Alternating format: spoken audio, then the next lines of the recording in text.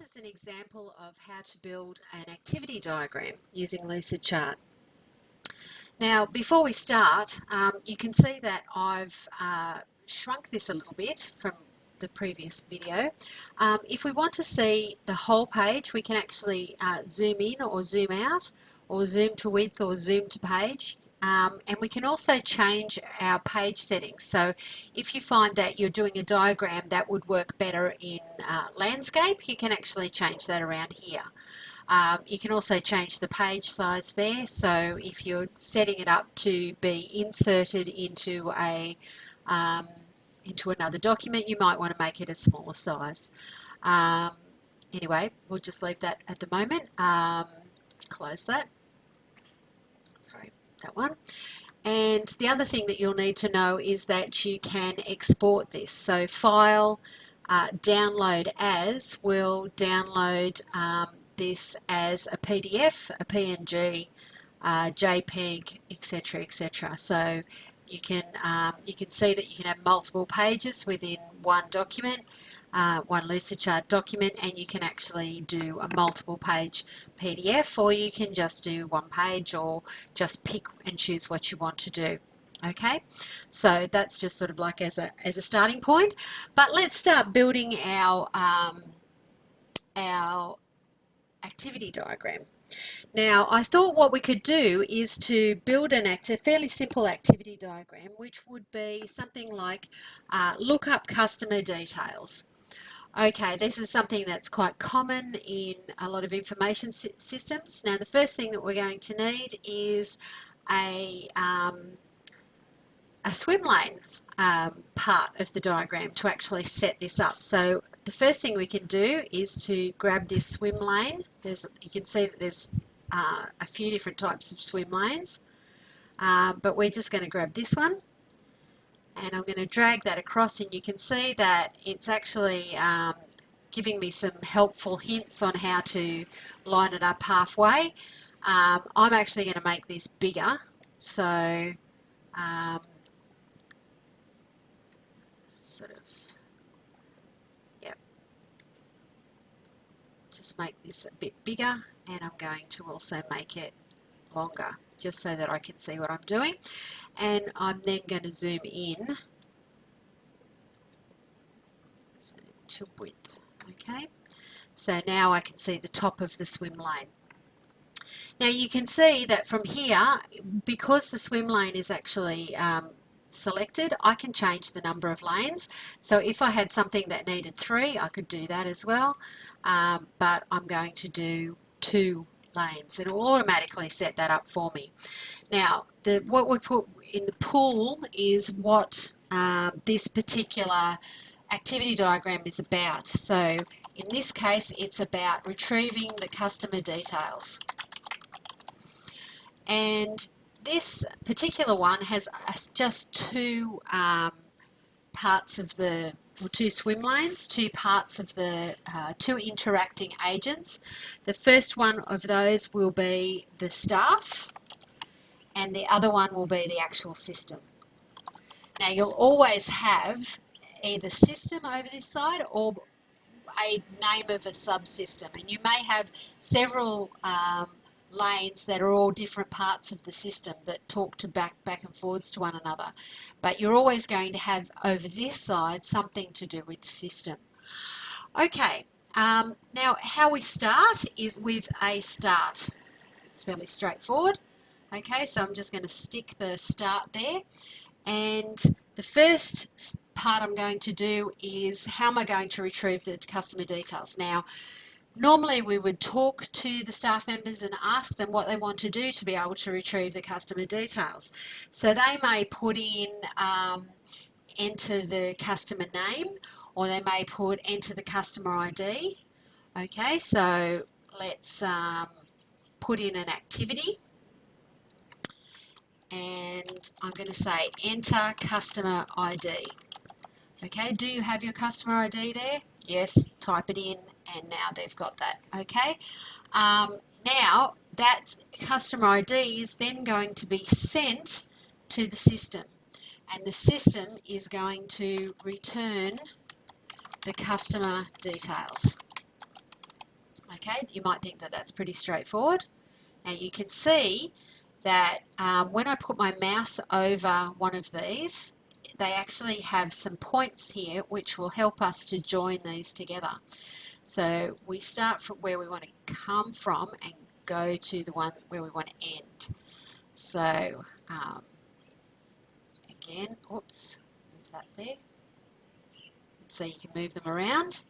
Okay, so this one, we're going to enter the customer ID, and then it's going to return the customer details. Now, what happens if there isn't a customer? Okay, so let's have a decision point here.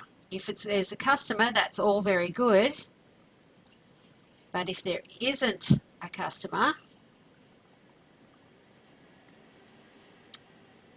didn't actually line up properly. You can see when it goes red that it's lined up properly. And if they aren't found, then we'd like to go back and enter the customer ID again. So let's go around. And so what we're going to do is it says yes, but we're actually going to change that to not found. Now can you see that it's already recognising, because we've done an arrow from a decision, that we're going to need to label it in some way. Okay, so you can see how this is starting to help us to build something.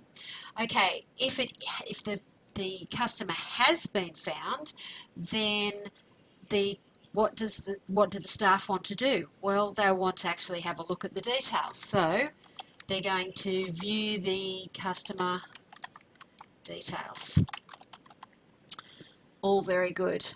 Now, that's a very simple. So we've got to change this one too. It's going to say found. Okay. Can you see how it says return the customer details? If they are found, then they're going to view the customer details. If they're not found, then they're going to have to enter the customer ID again. Okay, now that might be where it ends, but we may also find out that usually what happens in this case is that the person then goes on, the staff then goes on to have a look at the details of their last transaction. So that might be what happens very commonly as part of this. So what we might do is put in another decision. So let's move this down here.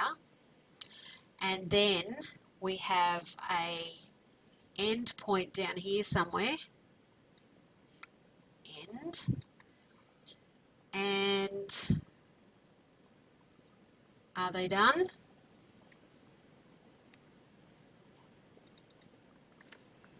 Is that all they wanted to know? View the customer details? If so, then they're probably done.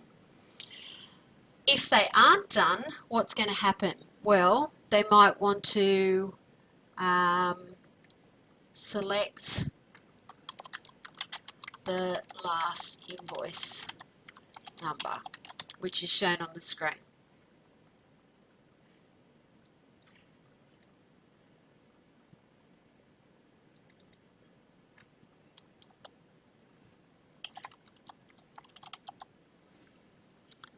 Okay, so selecting and remembering that we can move any of these around, and that one should not be going into there. So let's move that away from there. Oops. Let's move this one away from there. That one's supposed to be going down to here, and we'll remove that. There we go. It just was a bit close. So you can see you can move these back and forwards just by mousing over them, and you can see that it will automatically set these up. You can also, I mean, we've decided that our lines should be, usually on an activity diagram, our lines are very square like this, but you can see with Lucidchart you can do rounded lines, you can do straight lines, you can do lines with a bump in them when they cross over other lines, but we're going to stick with the square lines at the moment. Okay, so if they select the last invoice number, then the system then needs to retrieve the last transaction details. And you can see we're still keeping this at a fairly high level. We're not exactly telling what's being passed back and forwards, but we're just showing the flow of information back and forwards. And then the staff member is going to view the invoice details. So probably they're going to be standing there with a customer and be able to confirm that some things are, on their way or whatever by looking at that invoice. Okay, so this goes here, and then once that's done, we can actually move that around. Once that's done, we can actually say, well, we're actually done. So there shouldn't actually be any end pieces that don't have a terminator. You may have more than one terminator on an activity diagram. Sometimes it finishes with the system, although the system should usually send some sort of message back to the user to say that it's finished. So often this done is on the user side or the person side, as you can see, and you can play around with these and make them neater. But as you can see, the activity diagram is not that hard. You move things around, you can make them prettier, and you can see that if I go out now, you can see our activity diagram is actually quite simple and quite easy to do with Lucidchart. You will need to build activity diagrams for your assignment, so it is to your advantage to get in here and start playing around with these tools as soon as possible. Thanks.